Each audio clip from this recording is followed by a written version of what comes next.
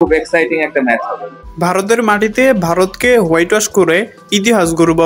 এবার ভারতের উদ্দেশ্যে রওনা দেওয়ার আগে সংবাদ মাধ্যমে এসে ভারতকে কঠিন হুমকি দিয়ে একই বলল টাইগার অধিনায়ক নাজমুল হোসেন শান্ত, যা মুহূর্তেই ভাইরাল।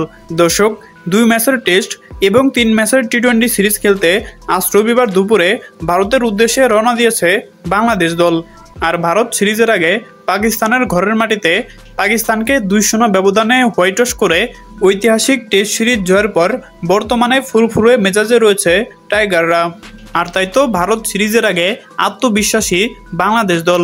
আর এবার ভারতের উদ্দেশ্যে রওনা দেওয়ার আগে সংবাদ মাধ্যমে এসে টাইগার অধিনায়ক নাজমুল হোসেন শান্ত বললেন, বর্তমানে আমাদের দলের খেলোয়াড়রা দুর্দান্ত ফর্মে রয়েছে।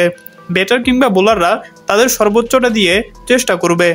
আশা করি পাকিস্তানের মতো ভারতের মাটিতে ভারতকে হারিয়ে ইতিহাস গড়ব। হ্যাঁ দর্শক, আপনাদেরকে বলছি, আপনাদের কি মনে হয় বাংলাদেশ কি পারবে শক্তিশালী ভারতের বিপক্ষে টেস্ট ম্যাচ জয়লাভ করতে? জানিয়ে দিন আপনাদের গুরুত্বপূর্ণ মতামত আমাদের কমেন্ট বক্সে। ধন্যবাদ।